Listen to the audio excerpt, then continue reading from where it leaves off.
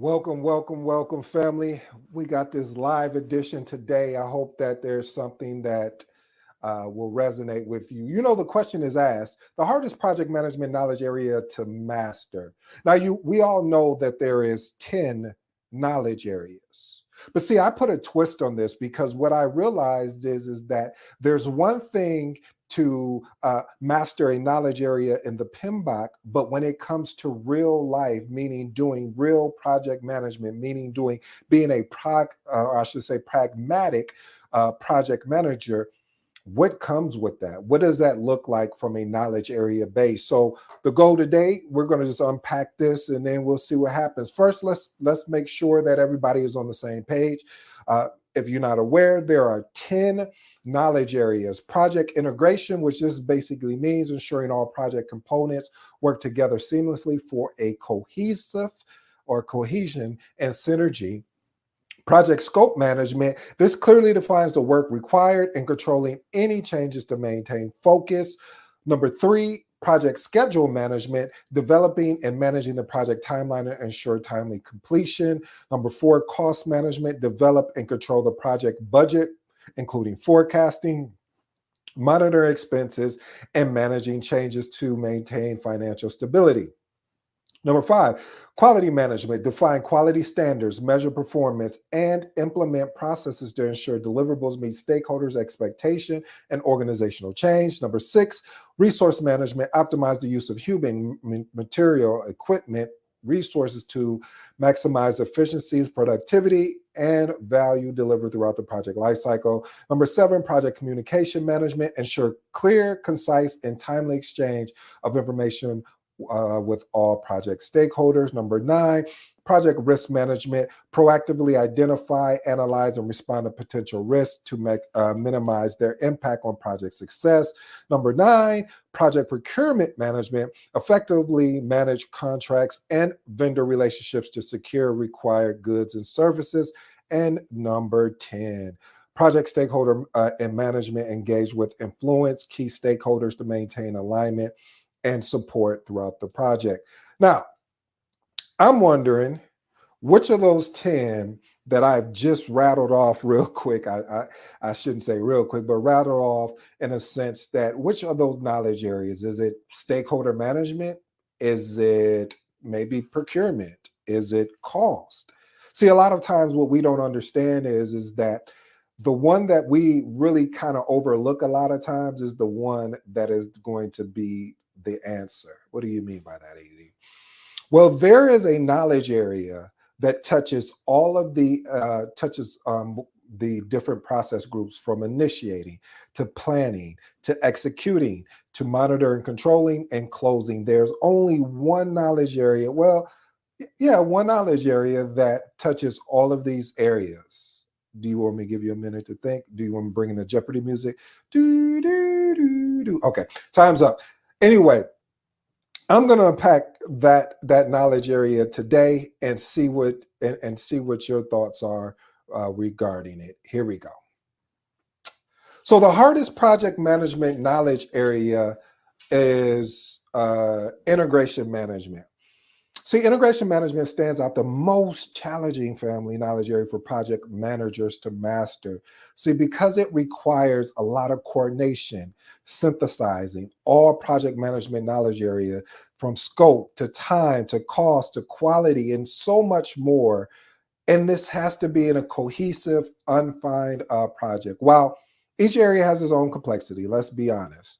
But integration management it requires an overarching view, ensuring that all components work harmoniously together through consistent decision-making, trade-off balancing, and adaptation to changes. Now you're asking me, well, okay, D, well, why is integration management is the hardest? Well, maintaining a holistic perspective is crucial as a project manager. But when it comes to integration management, it involves navigating the intricate web of relationships. Ooh. See, I know a lot of people were thinking, oh, stakeholder management is going to be the one, but it would if integration didn't touch stakeholder management, because one of the items that you have to deal with is you're dealing with stakeholders as you're putting together your project charter. That is the initial really aspect of where you're connecting with stakeholders. Interdependencies that exist across the project. Effective integration requires a project manager to carefully monitor and control how all the moving parts of a project interact, adapting as needed to ensure the project's overall success. So I'm going to break this down in a different way. I haven't seen anyone do this yet, so I may be doing something that I don't know. It could go well or it can't. So let's jump right into it. Point number one. Since we had 10 knowledge areas, I'm going to give you 10 points to back that up. And then, of course, my transformational remarks, and I'll keep it at a very high level. Coordinating across multiple knowledge areas.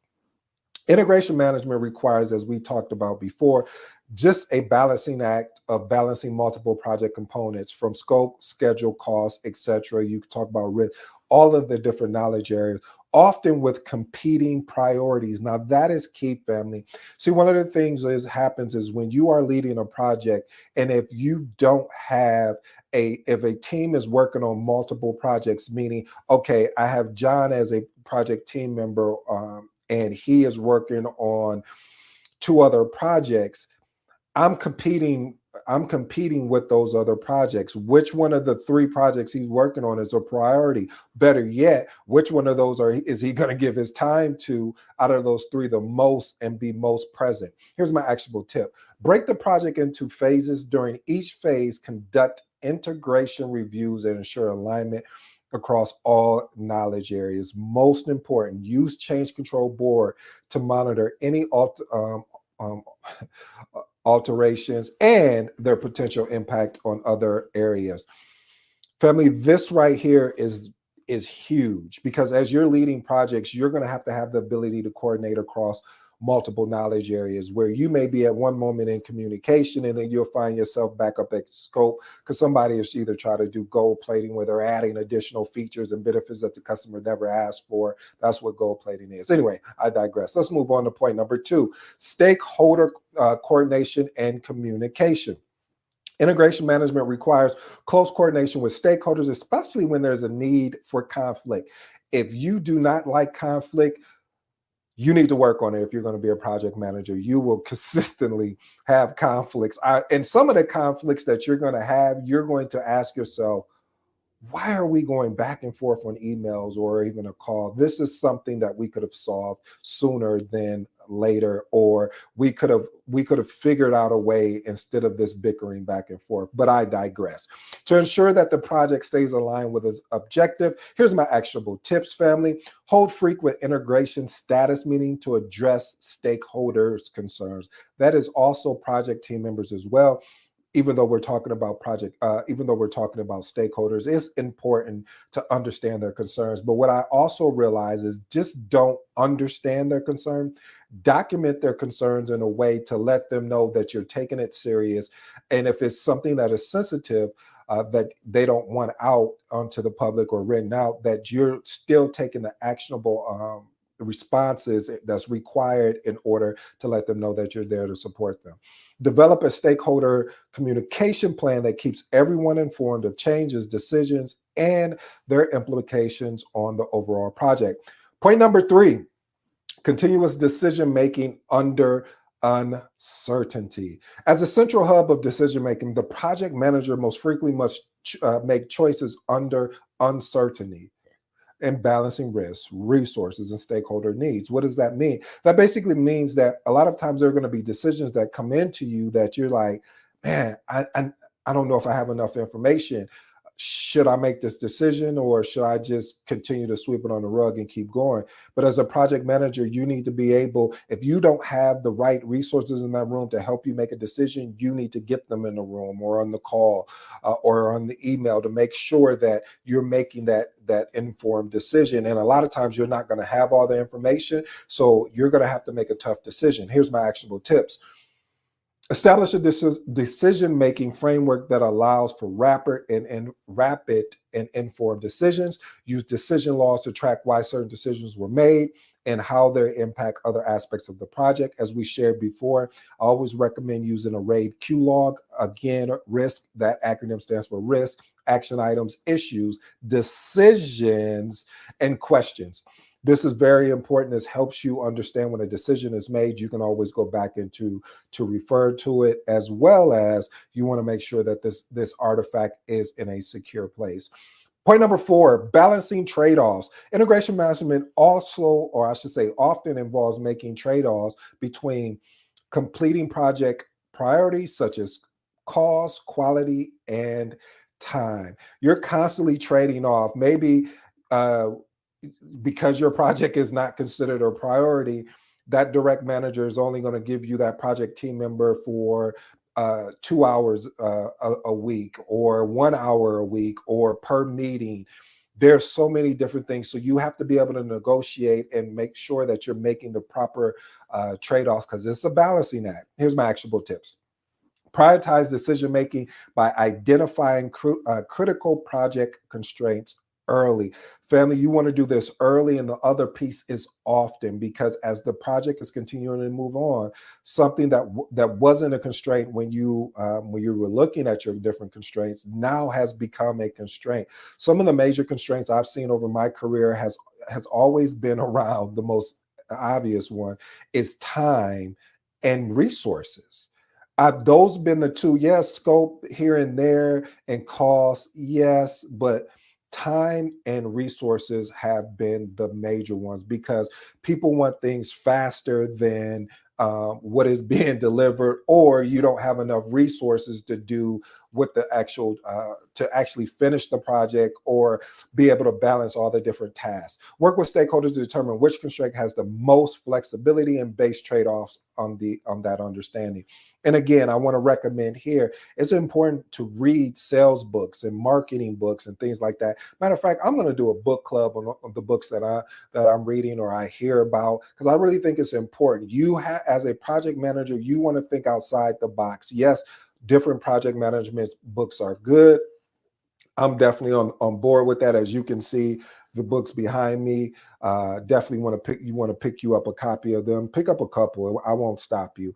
But the Magnetic Project Manager is one of those books. However, what I'm saying though, family, is the importance of reading. Managing change across the project lifecycle. Point number 5. Change is inevitable, meaning integration management ensures that changes in one area don't negatively impact others, maintaining the overall project cohesion. Listen, a lot of times change is going to happen, and I'm going to be honest with you. I've been doing this for so long that I know people hate change. And as a project manager, you have to embrace change, and then you need to sell that to your team as well as the stakeholders. Reason why is because changes make people do things that they're not comfortable in doing. Ooh, I like that. And reason why I like that, family, is because when you have the ability to explain the reason, and always the way I always sell it to them is say, hey, this is going to either save you on time, or this is going to save you on resource or cost. I need to find out what their lever is. Sometimes it's cost, sometimes it's time. So you need to find that lever. Here's my actionable tips. Implement a robust change control process that assesses how changes in one area will affect the others. My last one, ensure that all changes are documented, documented, approved, and communicated to stakeholders. Listen, anytime a change happens, you want to over communicate, not under, but over communicate, to the point that they want to say, hey, we understood there was a change that happened. Great. Because a lot of times people will act like they didn't see their emails, or they didn't see the meeting invites, etc. Let's move on. Point number 6, aligning with organizational strategies. Projects often exist within the broader context of organizational strategic goals, ensuring that project remains aligned with those goals and an ongoing challenge. Family, one of the things is you will see what happen is when you're leading a project, you have to be able to help the team understand, the project team, as even sometimes even the stakeholders, the reason, the purpose, why are we doing this? And you need to lead them to the bigger goal. When certain times when I have issues with stakeholders and I see they're just not getting it, or project team members, I'll set up a one-on-one with them and say, hey, help me understand what the challenge is here of the bigger goal that you're missing here, because I want to make sure you're getting the proper support. Here's my actionable tips. Regular review project outcomes with senior management to ensure they align with organizational objectives. Number two, adjust the project scope or deliverables as necessary to stay aligned with the strategic priorities. See, one of the things that they don't talk about is that sometimes what can end up happening is you're leading a project and there can have been a change as far as compliance. Let's say, hey, you're no longer, and I'm just making this up, but you're no longer able to send emails without having some type of thing at the bottom of your signature that's saying, hey, this is coming from this particular organization. What happens is you want to make sure that everyone understands that if a change has to take place, that you can communicate, like we were talking about earlier, communicate that effectively and update your project scope and deliverables with a proper change request. Just don't go update the scope or deliverable without proper change requests. All right, point number 7, balancing long-term and short-term project goals. Integration management often requires juggling immediate project tasks with long-term strategic goals, ensuring that neither gets overlooked. Here's my actionable tips. Set short-term milestones that contribute directly to long-term goals. Use milestone reviews to reassess project objectives and adjust as necessary to ensure alignment with the larger strategic vision. A lot of times, family, when you have, especially if you're doing a predictive, which is basically a waterfall type project, you will have all of these tasks and it just seems like it is never ending. So being able to break it down, it allows the team to see, as they say, there's light at the tunnel. Point number 8, maintain flexibility while adhering to plans. Integration management requires striking a balance between adhering to project plan and being flexible enough to adapt to new information or challenges. This is one of the things why I love the agile mindset, because of the different frameworks from Scrum to Kanban to XP, Crystal, etc. But the reason why I love agile is because of the flexibility. With waterfall, a lot of times people get so caught up in the plan that they're unwilling to make a change, even though they could see it's not working. So you have to have the courage and say, hey, we need to pivot. We need to make the adjustment. We'll follow the proper change management control process, but something has to happen. This is not working. Here's my actionable tips. Develop a flexible project baseline that allows for minor adjustments without derailing the entire project. As we talked about before, when you baseline your project, you are saying, hey, these are all the dates and the timelines that we agreed upon that we're going to hit. However, we're not going to be able to hit those dates. We need to do a change control and re-baseline the project. Use rolling wave planning to adjust future project phases based on new sites. Point number 9, risk management across knowledge areas. This is, this is a knowledge area, in my humble opinion, is the most slept on. What do I mean by that? What I mean is that a lot of times people don't take a risk management very seriously. They don't take it seriously as far as like, oh, when you bring up a risk, they're like, hey, I'm like, this is a risk going on, and we need to make sure that we are either going to take a positive or negative approach if this happens. What's our mitigation approach? So I really do truly believe that we need to take risk management more seriously. Integration management requires constant vigilance over potential risk across all knowledge areas, ensuring that mitigation strategies are aligned with overall project objectives. Actionable tips: develop a risk management matrix that maps risk across all knowledge areas, assessing their interdependencies. Regular update with the risk register and adjust mitigation strategies based on the project progress.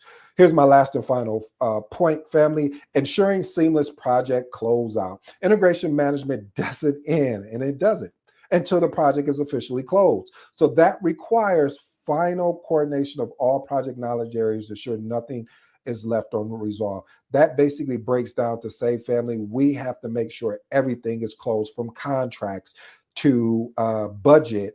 Everything needs to be closed up. Here's my actionable tip. Create a project closeout checklist that includes integrating all final deliverables, conducting project post reviews or post project reviews, excuse me, and ensuring lessons learned are documented for future project. Here's my three at a very high level. I won't go too deep.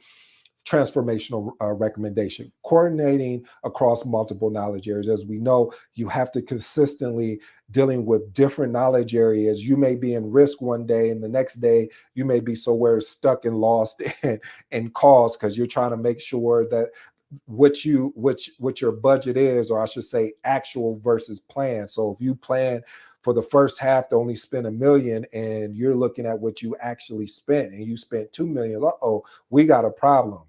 All right, number two, continuous decision making under uncertainty. There's a lot of times as a project manager, you're going to have to make decisions and you're not going to be comfortable with the decision. And I'm not talking about anything unethical. I'm talking about where the team is looking to you and they give you all the information. You're like, all right, well, this is what we're going to go with. This is the direction we're going to go in based off the information I have. And then the last one, balancing trade-offs. As we know, there's going to be certain trade-offs because, again, your project may not be a priority. It may be number 3 or 4 on that project team members list or that stakeholder. So you have to ensure that you have the ability to balance trade-offs.